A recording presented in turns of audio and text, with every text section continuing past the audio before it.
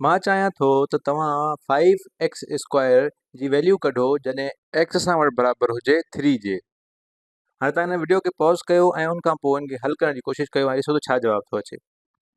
हाणे अचो त हिनखे गॾिजी हल था कयूं त जिथे बि x आहे उते असां 3 पुट कंदासीं त असांजी इक्वेशन जेका आहे उहा ईअं थी वेंदी त 5 ऐं x जी जॻह ते असां 3 पुट कंदासीं ऐं उनजे मथां पावर आहे 2 यानी उनजे मथां स्क्वायर आहे। असांखे ऑर्डर ऑफ द ऑपरेशंस मां ख़बर आहे त पहिरियां असांखे स्क्वायर छॾाइणो हूंदो आहे त 3 जे मथां स्क्वायर यानी 3 ज़रब 3 जेको बराबरि आहे 9 जे।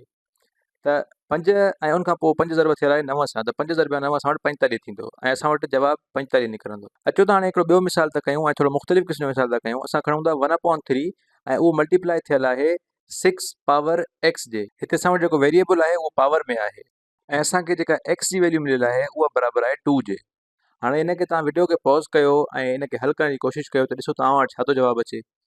हाणे अचो त हिनखे हल था कयूं त हिनखे हल करण जे लाइ असांखे x जी जॻह ते 2 जी वैल्यू पुट करणी पवंदी। त असां 1/3 ओड़ो ई रखूं था ऐं उनखां पोइ 6 आहे ऐं 6 जे मथां पावर 2 आहे ऐं असांखे ख़बर आहे अमलनि जी तरतीब जे मुताबिक़ त पहिरियां असांखे पावर सॉल्व करणी हूंदी आहे त 6 ज़रब 6 असां वटि 36 निकिरंदो। त हाणे हिनखे हल था कयूं त 1/3 ओड़ो जो ओड़ो था लिखूं ऐं उनखां पोइ 6 ज़रब 6 छाकाणि 6 जे मथां पावर 2 आहे उहो 36 जे बराबरि ऐं 36 3 सां वंड थियल आहे त 3 जो खोड़ो 36 खे 12 दफ़ा लॻंदो ऐं असांजो जवाबु 12 ईंदो।